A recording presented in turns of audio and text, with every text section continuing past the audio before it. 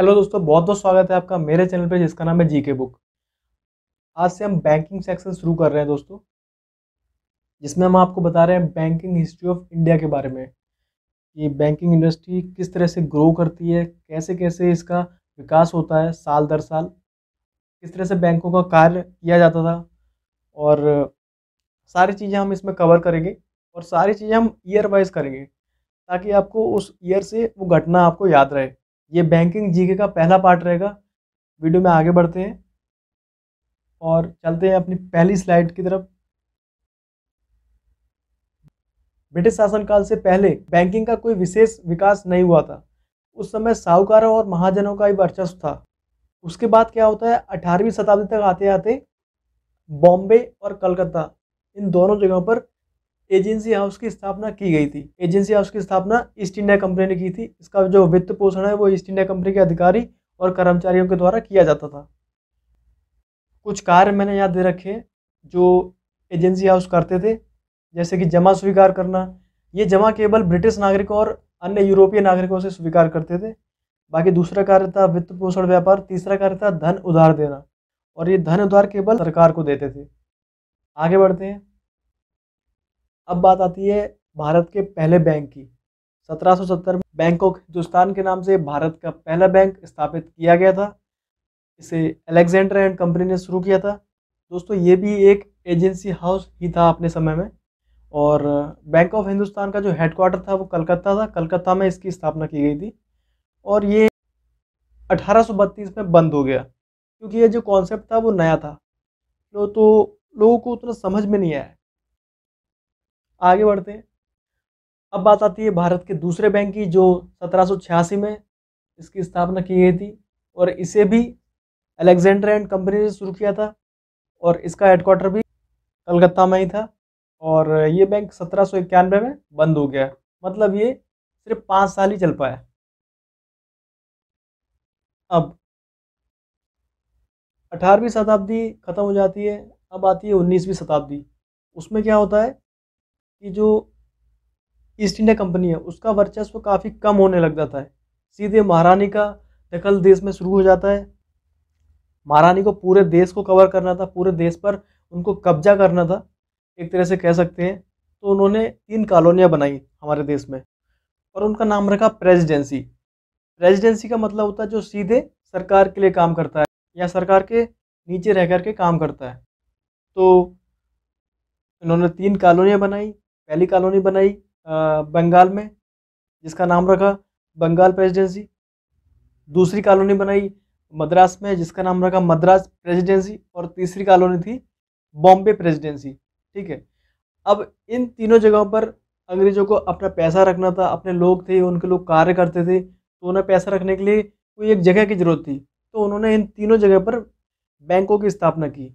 1806 में पहला presidency bank बनाया था। इसका हेडक्वार्टर कलकत्ता था। इस बैंक को कुछ समय के लिए नोट छापने की भी अनुमति मिली थी, और इस बैंक ने ही भारत के पहला नोट जारी किया था। बहुत ही मोस्ट इम्पॉर्टेंट बात है ये दोस्तों, ये बैंक ही था जिसने भारत में पहला नोट जारी किया था। आगे बढ़ते हैं। अब आता है दूसरा प्रेसिडेंसी बैंक। इसकी स्थापना की गई थी बॉम्बे में, और आप चित्र देख सकते हैं। अगला है तीसरा प्रेसिडेंसी बैंक, जिसकी स्थापना की गई थी 1843 में, और ये था बैंक ऑफ मद्रास।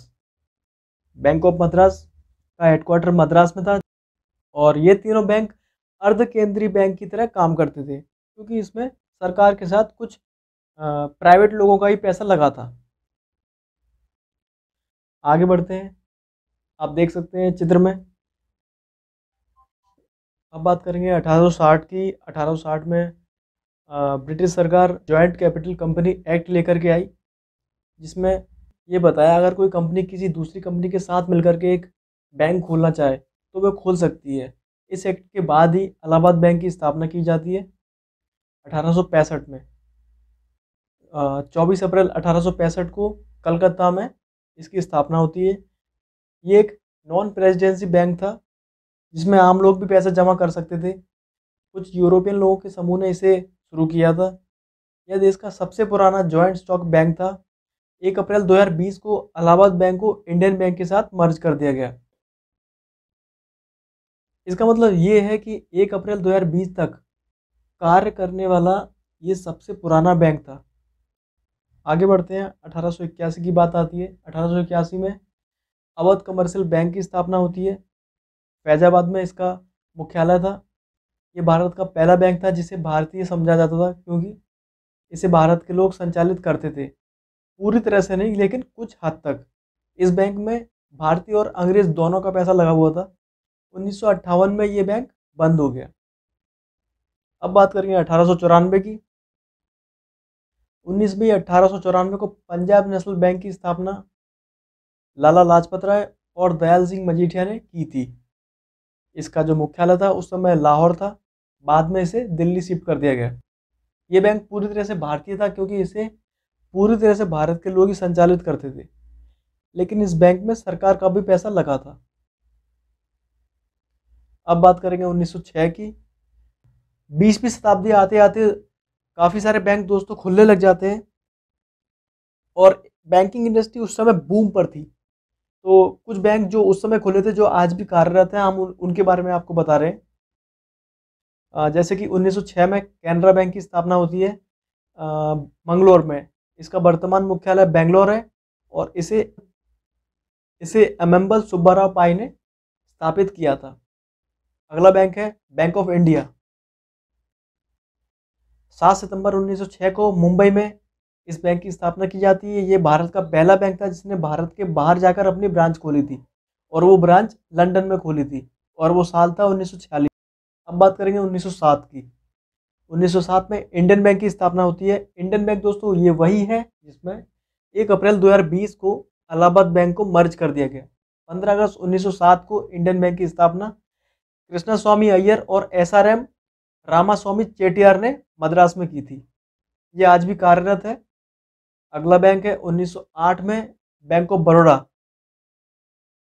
इसकी स्थापना बड़ौदा के महाराजा सयाजीराव गायकवाड़ तृतीय इन्होंने की थी, और तारीख थी 20 जुलाई 1908।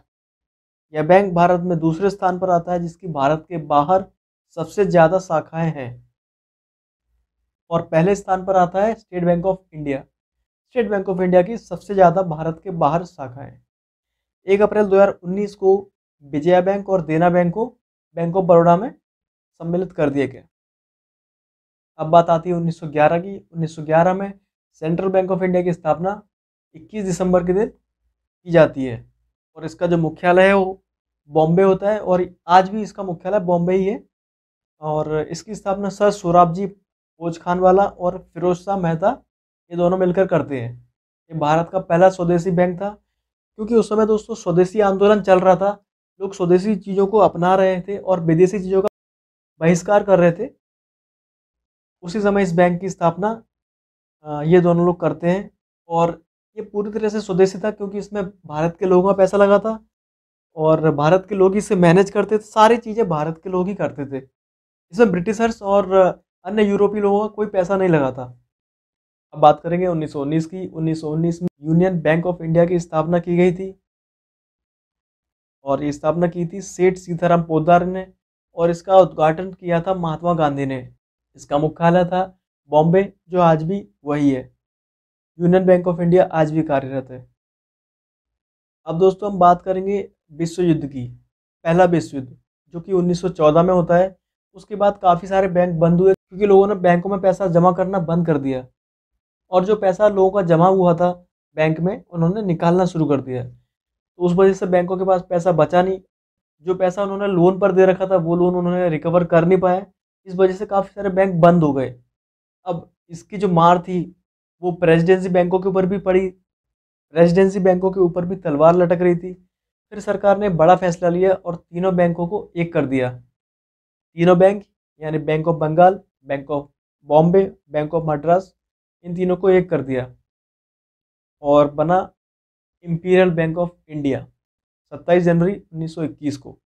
इसका मुख्यालय बॉम्बे था। और एक मेन बात, आरबीआई बनने से पहले इंपीरियल बैंक ऑफ इंडिया को करेंसी जारी करने का भी अधिकार था। आगे बढ़ते हैं 1921 में ही हिल्टन यंग कमेटी की स्थापना होती है। और इस कमेटी की स्थापना क्यों होती है वो मैं आपको बता देता हूँ। ये वो दौर था जब बैंक अपनी मनमानी करने लगे थे, क्योंकि विश्व युद्ध के बाद काफ़ी सारे बैंक बंद हो गए थे और जो बचे हुए बैंक थे वो अपनी मनमानी करने लगे थे।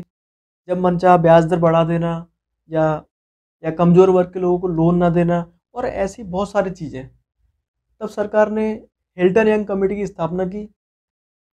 इस कमेटी ने पूरे देश का सर्वेक्षण करके अपनी रिपोर्ट 1926 को सरकार को सौंपी। ये भी एक क्वेश्चन बन सकता है कि उन्होंने रिपोर्ट कब सौंपी थी। इस रिपोर्ट में हिल्टन यंग कमेटी ने बताया कि बैंकिंग गतिविधियां नियंत्रित करने के लिए कोई रेगुलेटिंग बॉडी नहीं है। तो इस कमेटी की सिफारिश पर ही रिजर्व बैंक ऑफ इंडिया की स्थापना की गई थी। अब आता है 1934, reserve bank of India act पारित किया जाता है और 1935 में रिजर्व बैंक ऑफ इंडिया की स्थापना कर दी जाती है। वो डेट थी 1 अप्रैल 1935। और जो प्रारंभिक पूंजी थी वो थी 5 करोड़ की, और ये पैसा उस समय के बड़े व्यापारियों ने लगाया था। इसका मतलब यह था दोस्तों कि ये उस समय भी प्राइवेट बैंक था, बाद में इसका राष्ट्रीयकरण किया जाता है। 1935 में इसका मुख्यालय कलकत्ता था, बाद में 1937 में मुख्यालय कलकत्ता से बॉम्बे शिफ्ट कर दिया गया। आरबीआई से रिलेटेड कुछ और बातें जो एग्जाम में पूछी जा सकती हैं, जैसे कि पहले गवर्नर कौन थे। तो पहले गवर्नर थे सर ऑसबॉर्न स्मिथ। इनका कार्यकाल था 1935 से 1937 तक। दूसरे गवर्नर थे जेम्स ब्रेड टेलर। इनका कार्यकाल 1937 से 1943 तक था। तीसरे थे CD Deshmukh. CD Deshmukh first Indian governor थे। इनका कार्यकाल था 1943 से लेकर के 1949 तक। चौथे गवर्नर थे बेनेगल रामाराव। इनका कार्यकाल था 1949 से 1957 तक। रिजर्व बैंक ऑफ इंडिया ने केंद्रीय बैंक के रूप में पाकिस्तान और वर्मा यानी म्यांमार, इन दोनों के लिए कार्य किया है। अब बात आती है 1949 की, यानी कि आज़ादी के ठीक 2 साल के बाद।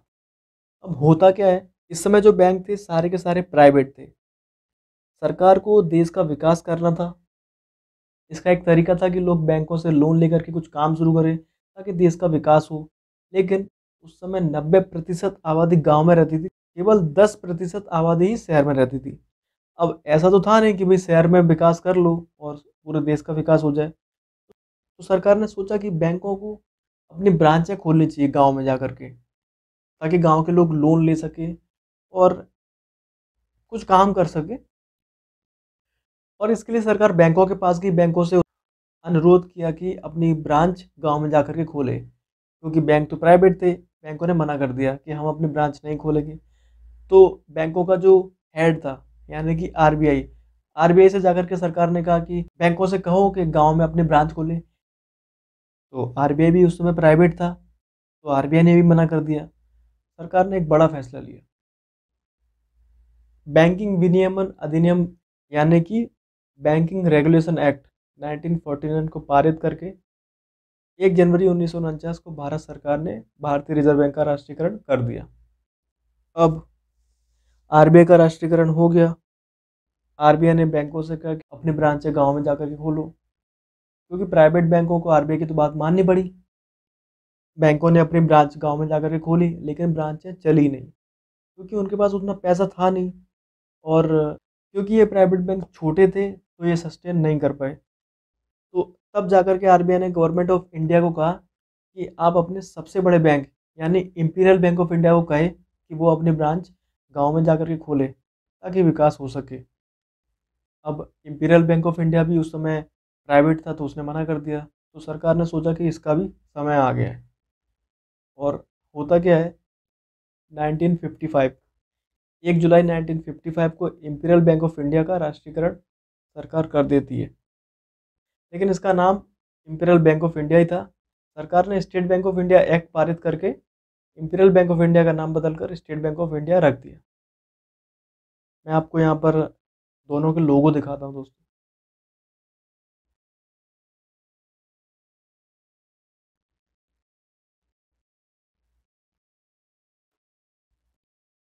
अब आरबीआई का भी राष्ट्रीयकरण हो गया और एसबीआई का भी राष्ट्रीयकरण हो गया। एसबीआई ने अपने ब्रांचें गांव में जाकर के खोली। बट कुछ प्रॉब्लम आने लगी, जैसे कि लैंग्वेज प्रॉब्लम और भी इससे रिलेटेड कुछ और। तो स्टेट बैंक ऑफ इंडिया ने लोकल बैंकों को एक्वायर करना शुरू कर दिया और एक्वायर करके उन्हें अपना नाम दिया, जैसे कि पंजाब में स्टेट बैंक ऑफ पटियाला, उस तरह से और भी कई। मैं आपको यहाँ पे नाम बता देता हूँ कौन कौन से बैंक उसने एक्वायर करके अपना एसोसिएट बैंक बनाए। जैसे कि राजस्थान में state bank of Bikaner and Jaipur, Andhra Pradesh और तेलंगाना, पहले तो ये दोनों एक ही थे, वहाँ पर स्टेट बैंक ऑफ हैदराबाद। तीसरा बैंक था स्टेट बैंक ऑफ इंदौर, ये मध्य प्रदेश में बना था। कर्नाटक में state bank of Mysore, Gujarat में state bank of Saurashtra, Punjab में स्टेट बैंक ऑफ पटियाला और सातवां था केरला में स्टेट बैंक ऑफ ट्रावणकोर। इन सातों बैंकों में से स्टेट बैंक ऑफ सौराष्ट्र को 2008 में और स्टेट बैंक ऑफ इंदौर को 2010 में स्टेट बैंक ऑफ इंडिया के साथ मर्ज कर दिया गया और बाकी बचे हुए एसोसिएट बैंकों को 31 मार्च 2017 को भारतीय महिला बैंक, जो कि 2013 में बना था, इसको स्टेट बैंक ऑफ इंडिया के साथ ये सारे बैंक जो बचे हुए बैंक थे और साथ में भारतीय महिला बैंक जो कि 2013 में बना था, वो स्टेट बैंक ऑफ इंडिया के साथ मर्ज कर दिया गया। अब बात करेंगे 1969 की। भारतीय स्टेट बैंक बन गया, उसके एसोसिएट बैंक बन गए, ब्रांचें खुली भी, लेकिन पूरे देश को कवर करना थोड़ा मुश्किल था। सरकार ने एक फैसला लिया कि हम और भी प्राइवेट बैंकों का राष्ट्रीयकरण करके उन्हें सरकार के अधीन करते हैं ताकि देश के विकास में उनका योगदान हो सके। तो सरकार ने पहला नेशनलाइजेशन 1969 में किया था, डेट थी 19 जुलाई। ऐसे बैंक जिनके पास 50 करोड़ या उससे ज़्यादा का पैसा था उनका राष्ट्रीयकरण किया। और कितने बैंक थे? 14 बैंक थे। उन 14 बैंकों के मैं नाम यहाँ पर बता देता हूँ। Allahabad bank, bank of India, bank of Baroda, bank of Maharashtra, central bank of India, Canara bank, Dena bank, Indian overseas bank, Indian bank, Punjab national bank, syndicate bank, union bank of India, united bank of India, UCO bank. उसी के साथ ही 1980 में दूसरा nationalisation होता है, उसमें 6 बड़े बैंकों का राष्ट्रीयकरण कर दिया जाता है और इसमें शर्त क्या थी? 200 करोड़ या उससे ज़्यादा का पैसा जिन बैंकों के पास था उनका राष्ट्रीयकरण सरकार कर देती है। और ये कब होता है? 15 अप्रैल 1980 को। और कौन कौन से बैंक शामिल थे इसमें, ये मैं आपको बता देता हूँ। Andhra bank, corporation bank, new bank of India, oriental bank of commerce, Punjab and Sindh bank, Vijaya bank. दूसरे बैंकों के राष्ट्रीयकरण के बाद सरकारी बैंकों की संख्या 14 से बढ़कर 20 हो गई थी, लेकिन 1993 में न्यू बैंक ऑफ इंडिया को पंजाब नेशनल बैंक में मर्ज कर दिया गया, तो संख्या 19 रह गई। अब हम बात करेंगे 1991 की। सरकार उस समय ग्लोबलाइजेशन, प्राइवेटाइजेशन और लिबरलाइजेशन की नीति लेकर के आती है।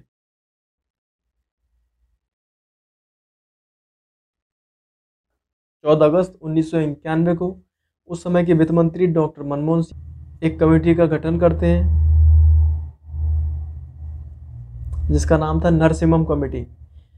नरसिम्हम कमेटी ने बैंकिंग प्रणाली में निजी क्षेत्र के बैंकों के प्रवेश की अनुमति की सिफारिश की। उसके बाद 1993 में भारतीय रिजर्व बैंक ने घरेलू बैंकों को बैंकिंग गतिविधियां करने की अनुमति दी और प्राइवेट क्षेत्र के बैंक भी अब सार्वजनिक बैंकों की तरह भारतीय जनता को अपनी सेवाएं देने लगे। इसके बाद आरबीआई ने कई प्राइवेट बैंकों को लाइसेंस दिए। कुछ इस प्रकार है: ICICI bank, HDFC bank, IndusInd bank, DCB bank, axis bank. अब बात आती है 1998 की। 1998 में नरसिम्हम कमेटी ने पुनः अन्य निजी बैंकों के प्रवेश की सिफारिश की। उसके बाद कोटक महिंद्रा बैंक 2001 में, यस बैंक 2004 में यह अस्तित्व में आते हैं।